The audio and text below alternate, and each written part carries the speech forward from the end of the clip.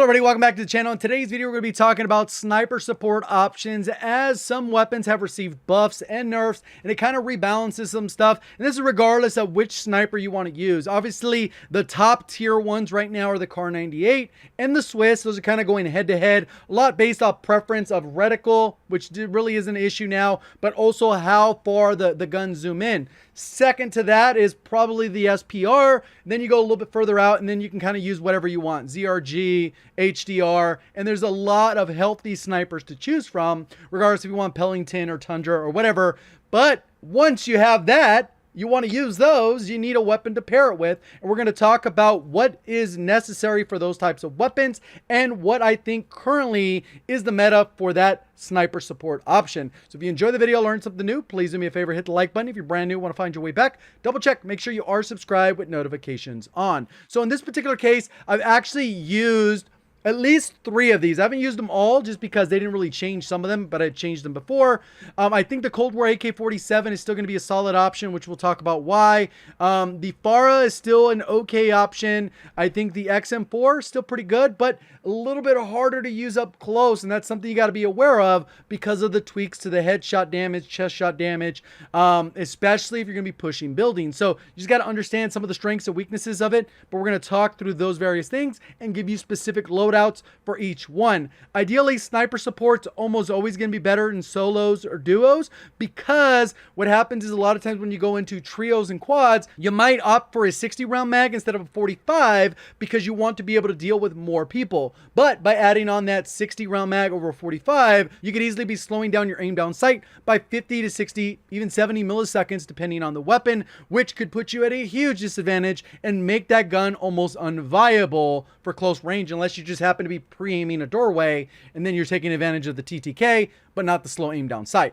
So let's go ahead and take a look at that. So I've actually tied together what I had before for sniper support, and I actually added the MP7, which wasn't there before. I know some people have been asking me about, what about the FFAR? Personally, I don't think the FFAR is great for sniper support. I think your ADS has to be between 300 and up to around maybe 360, 375 at the most. And that one coming in at 400 makes it very impractical unless you are only pre-aiming. Then you take advantage of it. It has an okay TTK. It can compete with SMGs, because the main thing you want to worry about when it comes to SMGs is getting this number as close to 600 as possible, because that's where most of the SMGs fall in line. Obviously, we have some that are a little bit faster, like the brand new OTS that goes a little bit closer to 500. And then if you get some headshots in some of them, it'd be like 550.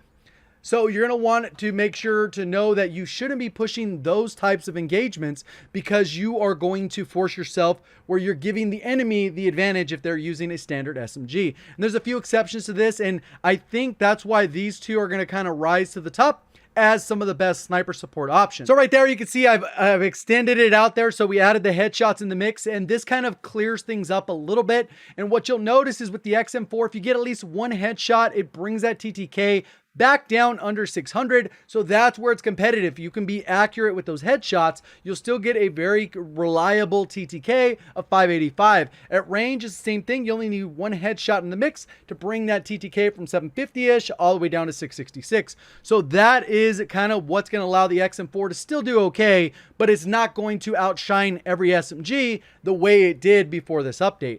Same thing with the Cold War AK. You need 2 headshots, so you're going to get consistent 600 TTK, which is nice. But the problem is it has a slow fire rate. So if you miss a bullet, it ends up adding 100 seconds onto that TTK. So a little bit more of a high skill weapon, especially since it has a little bit more recoil. But the damage per mag is pretty nice. You can still stick with that 45. You're not penalized that much. And the aim down sight, even though it is a little bit slow, it's a pretty reliable weapon.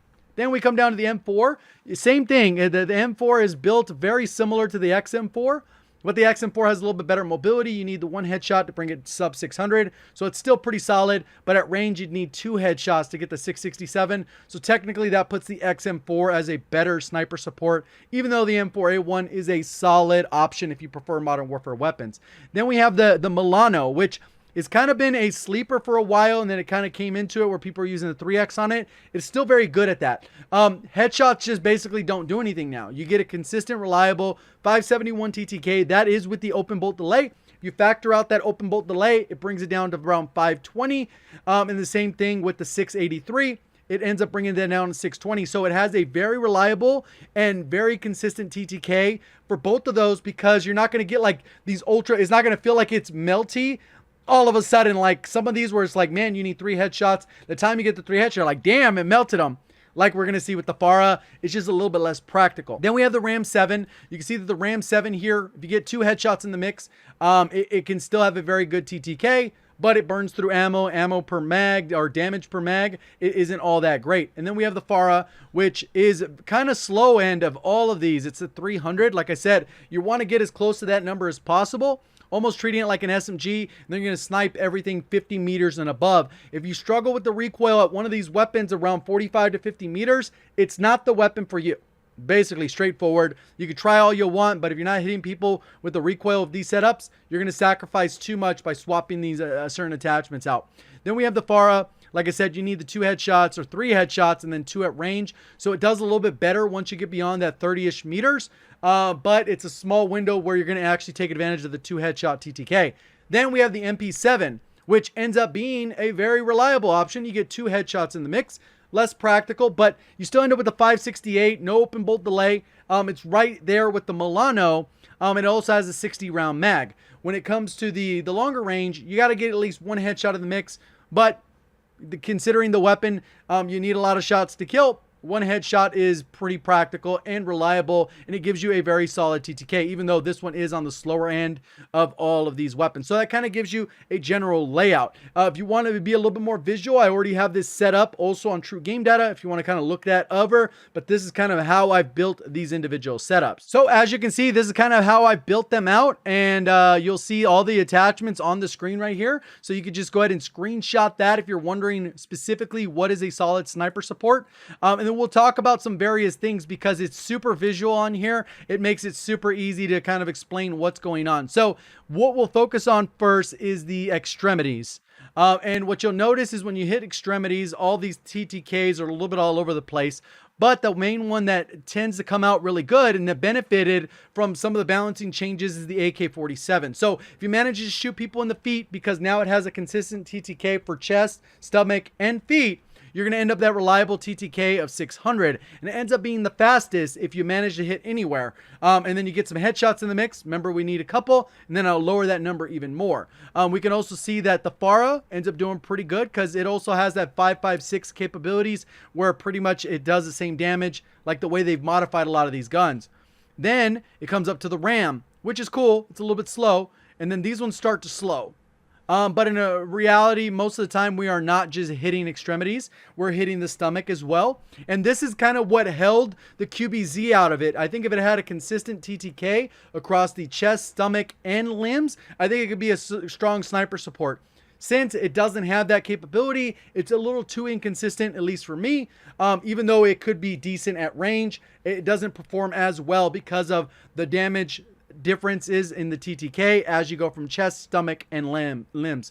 So if we go just to stomach, we can see that a new gun emerges, which is the MP7. And this one actually has its ideal TTK.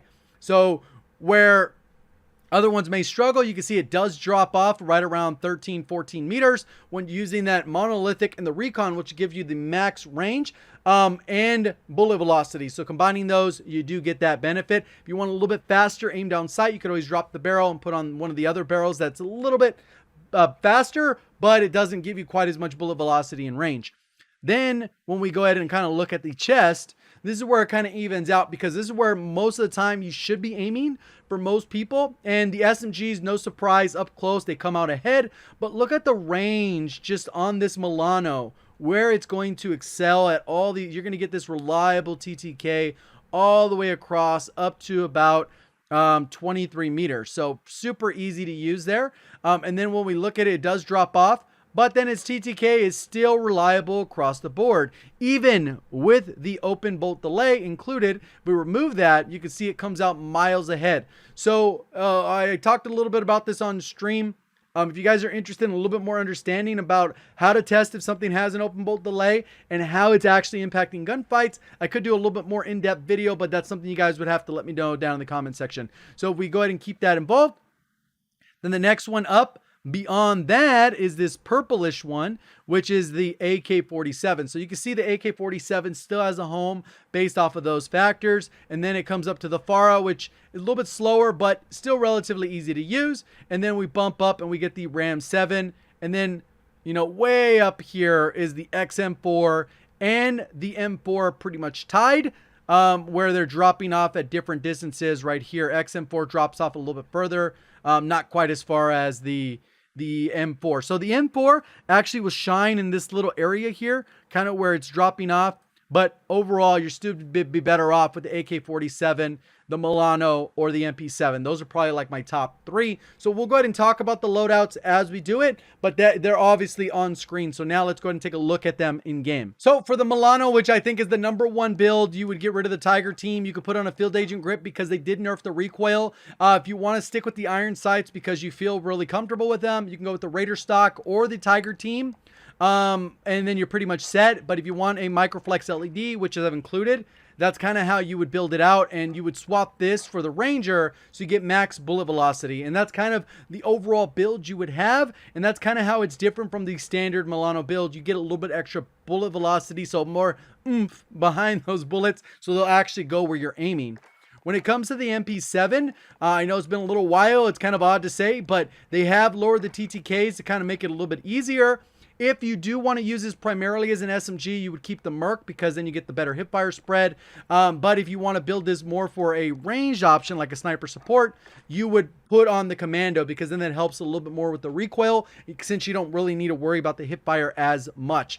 And a lot of times you get the tac laser for the aiming stability, and this would be the overall build. But like I said, with the Recon, you could swap it to the Strike if you don't want that extra bullet velocity range, and you don't really need the extra recoil control. Comes down to preference, but these two do stack, so you get the max range and bullet velocity. Then obviously we've already talked about it, the AK-47. This is how I would build it. GRU suppressor 45, GRU elastic, Microflex LED or skeleton stock, and you could swap this for Serpent. It comes down to preference. There are different pros and cons. Generally, the elastic wrap will aim down sight faster, but it will come along with more penalties. The Serpent won't have as many penalties, but it's very close to how fast it aimed down sight. Pretty straightforward there. And then that, I think, ends up being the top 3 that I would use. Even though, like I said, we've talked about a bunch and you have screenshots there if you want to go ahead and copy those specific loadouts. I just thought I'd go through those. If you need a sniper, the Swiss, pretty much how it built out, it would be this way. GRU, Combat, 5 milliwatt, Bruiser, and Serpent. Or you can actually get rid of the Bruiser and put on the Combat stock for that strafe speed. Preference. And then obviously with the Car 98, it's been the same one that we've been using for a while. Monolithic, Singard Custom, Tac Laser, Sniper Scope, and Precision Comb or F-Tac Sport Comb. And that's pretty much it. Hopefully you guys did enjoy the video. If you think I missed one, let me know down in the comments section. Let me know the loadout and why you think that one should be on the list, and we'll kind of talk about it down there. If you enjoyed the video, learn something new, please do me a favor, hit the like button. Brand new, want to find your way back. Subscribe with notifications on. Appreciate the support. Thank you for watching. As always, have a great day.